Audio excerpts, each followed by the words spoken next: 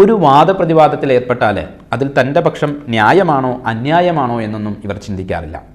വാദിക്കണം, എങ്ങനെയെങ്കിലും ജയിക്കണം. ഇതാകും ഇവരുടെ ആത്യന്തികമായിരിക്കുന്ന ലക്ഷ്യം. പൂരാടം നക്ഷത്രത്തിൻ്റെ നക്ഷത്രനാഥൻ ശുക്രനും രാശിയുടെ നാഥൻ വ്യാഴവുമാണ്.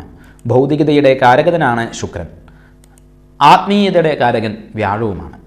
അതുകൊണ്ട് തന്നെ പൂരാടം നക്ഷത്രത്തിൽ ജനിച്ച വ്യക്തികൾ ഭൗതികവാദികളായിരിക്കുന്ന സമയത്തിൽ തന്നെ ആത്മീയപരമായിരിക്കുന്ന ജീവിതം നയിക്കുന്നവരുമായിരിക്കും. വലിയ ധൈര്യശാലികളാണ് ഇവരെന്ന് തോന്നുമെങ്കിൽ കൂടിയിട്ട് യഥാർത്ഥത്തിലൊരു ആവേശം ഉണ്ടാകുന്നത് വരെ ഭീരുക്കളെ പോലെയായിരിക്കും ഇവരുടെ പ്രവർത്തനങ്ങളെല്ലാം. അതുപോലെ തന്നെ തീരുമാനങ്ങൾ എടുക്കുന്നതിലും വലിയൊരു ആശയക്കുഴപ്പം ഇവരിൽ കണ്ടുവരാറുണ്ട്.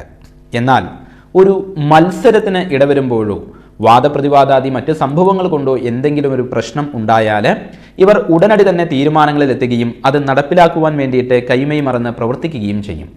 അങ്ങനെയുള്ളതായിരിക്കുന്ന പ്രവർത്തനങ്ങളിൽ ഏർപ്പെട്ടു പോയാൽ പിന്നെ ഒരു ശക്തിക്കും ഇവരെ അതിൽ നിന്നും പിന്തിരിപ്പിക്കുവാനും സാധിക്കില്ല.